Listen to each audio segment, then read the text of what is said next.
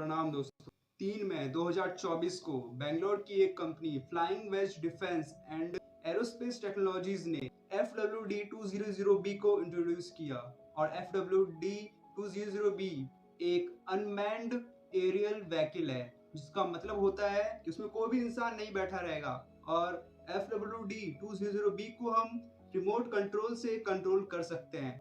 और FWD-200B को India के द्वारा बनाया जाने वाला स्वदेशी सबसे पहला UAV अनमैन्ड एरियल व्हीकल माना गया है।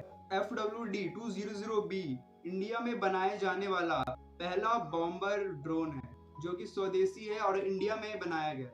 कंपनी के हिसाब से ये UAV FWD-200B इंडिया को मुश्किल से मुश्किल परिस्थितियों में लड़ने में मदद करेगा। और ये FWD-200B इंडिया को आत्मनिर्भर बनने में भी मदद करेगा।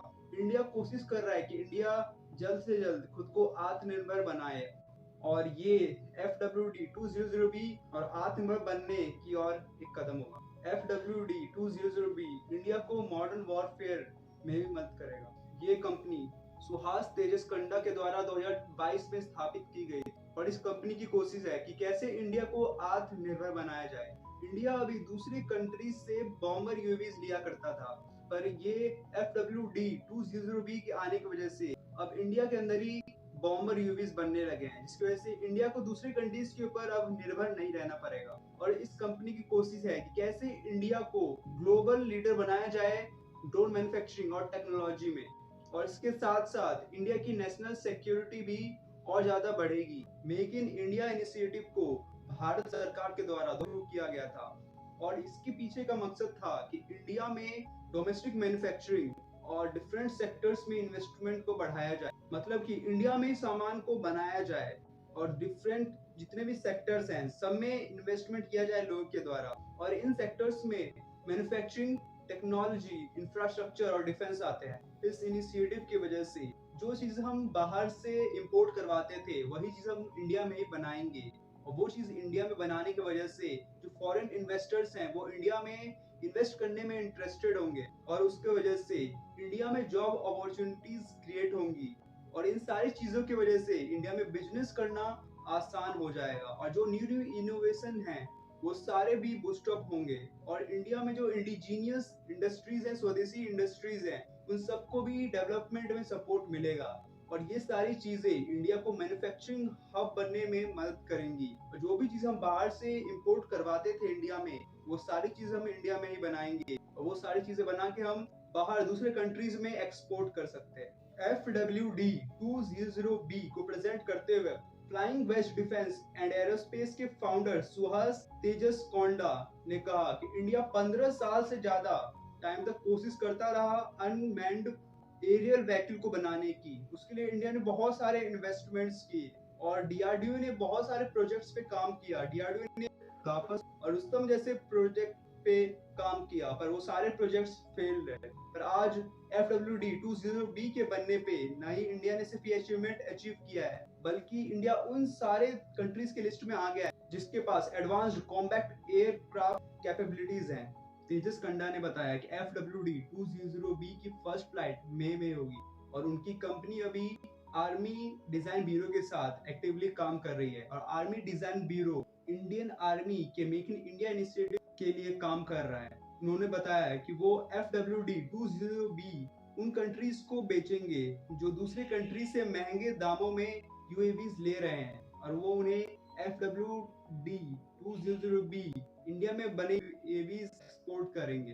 तेजस कंडा ने FWD-200B की कॉस्ट के बारे में बताया। उन्होंने बताया जैसे दूसरे कंट्रीज जैसे US जैसे कंट्रीज दूसरे कंट्रीज को बहुत ज्यादा दाम में अपने UAVs बेच रहे हैं, तो US अपनी UAVs को 250 करोड़ में बेच रहा है, वहीं FWD-200B को सिर्फ और सिर्फ 25 करोड़ में बेचा जाएगा। और न ही सिर्फ ये इंडिया को आत्मनिर्भर बनाएगा, बल्कि पूरी दुनिया में कम दाम में डिफेंस के सॉल्यूशंस बनाने में इंडिया को लीडर की तरह रिप्रेजेंट करेगा। अगर हम FWD-200B के फीचर्स की बात करें, FWD-200B 100 kg तक वेट उठा सकता है, और इसे मेल अनमैन्ड एरियल व्हीकल भी कहा जाता है, जिसमें मेल का फुल फॉर्म होता है मीडियम एल्टीट्यूड लॉन्ग एंड्योरेंस, और इसके साथ ऑप्टिकल सर्विलेंस भी अटैच होता है, जिससे कि उसके सामने होने वाले मूवमेंट्स को वो रिकॉर्ड कर सकता है।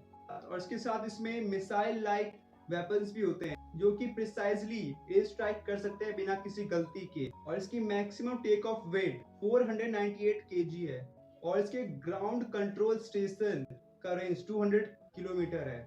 और ग्राउंड कंट्रोल स्टेशन का मतलब होता है कि ग्राउंड स्टेशन कंट्रोल यूएवीज को कंट्रोल करता है और यूएवीज को कमांड देता है। और FWD-20B का ग्राउंड कंट्रोल स्टेशन का रेंज 200 किलोमीटर है, मतलब कि ग्राउंड कंट्रोल स्टेशन से 200 किलोमीटर के अंदर हम FWD-20B को कंट्रोल कर सकते हैं। और FWD-20B का maximum speed 370 kilometre per hour है, और ये लगातार 12 से 20 घंटे बिना रुके उड़ सकता है।